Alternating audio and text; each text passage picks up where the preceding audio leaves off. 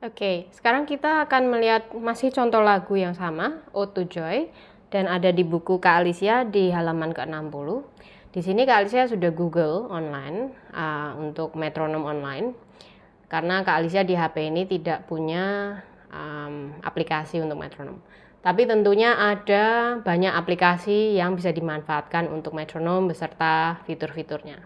Ini hanya simple aja kalau metronom di Google, hanya kecepatannya seberapa.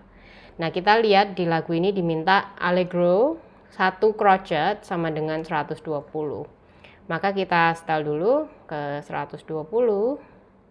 Oke, setelah kita setel metronomnya ke 120 BPM, BPM itu adalah beats per minute, jadi maksudnya ada berapa ketukan dalam 1 menit.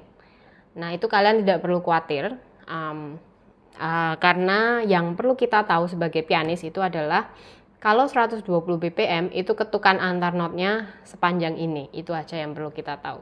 Dan ini karena di sini dituliskan crotchet sama dengan 120, berarti yang dimaksudkan adalah 1 kali ketuk ini sama dengan 1 crotchet, seperti ini.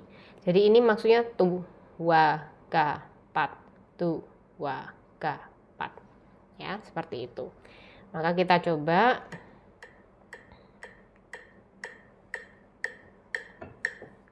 Oke, kira-kira secepat ini lagunya. Jadi kalau kita mainkan, kita ikuti.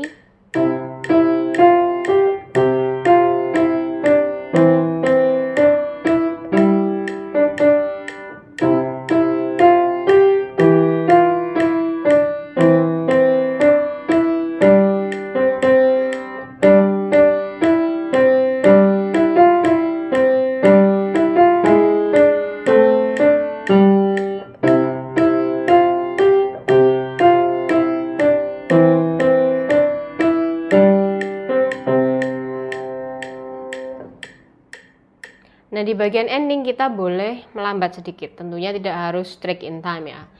Nanti juga kalian kalau sudah belajar pada level yang agak tinggi, kalian akan mulai memahami bahwa lagu itu sebenarnya tidak perlu dimainkan strictly in time, jadi tidak perlu ketat sekali mengikuti metronom ketukannya segini. Namun untuk pemula ada baiknya kita tidak bergeser dulu terlalu jauh dari tempo yang seharusnya. Jadi metronom ini ada fungsinya untuk memberitahu murid bahwa ini loh kira-kira segini kecepatan mainnya. Tapi kalian juga nggak perlu metronom itu dinyalakan terus dari awal lagu sampai akhir. Ini hanya fungsinya untuk membantu kalian mengerti saja kecepatan lagu ini harusnya seberapa.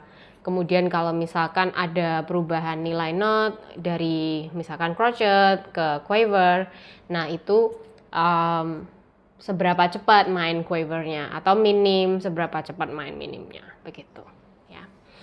Jadi gunakan metronom dengan bijak, dalam artian tidak digunakan terus-menerus sehingga kalian ketergantungan dengan metronom, tapi juga digunakan pada saat kalian memang perlu menggunakan itu. Jadi jangan karena metronom itu susah diikutin kemudian tidak dipakai. Ada murid yang kadang-kadang murid Kak Alicia yang tidak mau pakai metronom karena pasti metronomnya jalannya lebih cepat dari dia, misalkan seperti itu.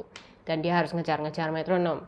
Kalau kita yang harus ngejar-ngejar berarti kita yang memang masih kurang betul mainnya. Jadi intinya metronom itu untuk alat bantu, jangan sampai ketergantungan dengan metronom.